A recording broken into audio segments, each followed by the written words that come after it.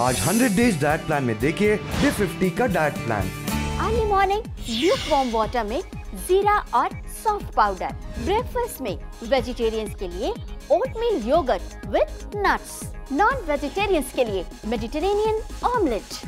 Morning mid meal में avocado with nuts, sugar and yogurt dip. Lunch में vegetarians के लिए burn garlic with spring onion and coconut milk soup. साथ में pita bread with paneer, hummus sauce and hung yogurt filling. Non vegetarians के लिए burn garlic with spring onion and coconut milk soup, साथ में pita bread with chicken, hummus sauce and hung yogurt filling. Evening mid meal में nutri bar. Dinner में vegetarians के लिए paneer enchiladas with baked beans, cheese, olives and salsa sauce. Non vegetarians के लिए sauteed chicken enchiladas with mint leaves, pepper and vinegar. अगर आपको हमारा ये वीडियो पसंद आया है, आप इसे लाइक और शेयर जरूर करें।